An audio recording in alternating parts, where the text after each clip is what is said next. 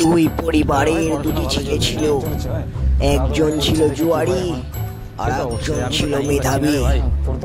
চারদিকে জুয়া খেলার জোশ, এই জন্য জুয়া থেকে আমার রেগুলার ইনকাম হচ্ছে। ভাই কি হয়, পরীক্ষাটা আগে দিয়ে দিত, তারপরে দেখতে হবে কি হচ্ছে নাকি না। পরে পরীক্ষা দিলে যা হয়, দেখা যাক কি হচ্ছে।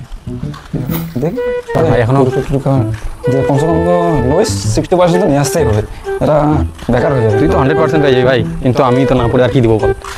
বুঝতেই তো পারছিস, ঘন্টায় মানে সারাদিনে 1 ঘন্টা 2 ঘন্টা পরে কি আর হবে? না তুই চেষ্টা করলে হবে। আমি টাইম তো জুয়া খেলতেছি ভাই। ভাই পরীক্ষা কেমন দিলি? বল ভাই, যে কঠিন প্রশ্ন এসেছে দিলাম, কোনো মতো সবগুলো তো অ্যান্সার দিতেই পারলাম না। এটা কি হয়, তোর কেমন পরীক্ষা হলো বল? ভালোই আসছে আমার, 9% আসবে, সবই কমন পেয়েছি। তো ভাই তুই তো সারাদিন সারারাত্রি পড়িস, এখন দেখি এখন কত কি পাচ্ছি। আমাদের থেকে তো 99% দিয়ে আছে, বাড়ি থেকে নোটগুলো মিলাতে হবে।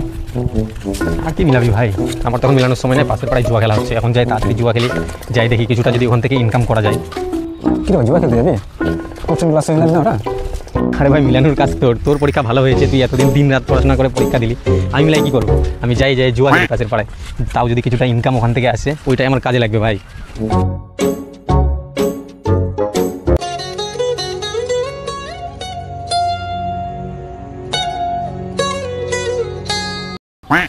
দাদা, আমার জুয়ারি ছেলেটা চুকলি করে তো পাস করতে পারলো না, এর জন্য কি একটা চাকরি দেওয়া যাবে না?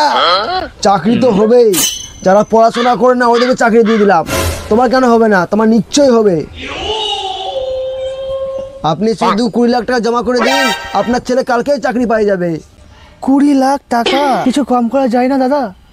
সেটা তো আপনার জন্য 20 লাখ টাকা বললাম, অন্য কেউ হলে তো 25 পার হয়ে যেত। তাহলে তো 2 বিঘা জমি বিক্রি করতে হবে। আপনি যে টাকা লাগাবেন ওই টাকা 1 বছরের মধ্যেই উঠে আসবে।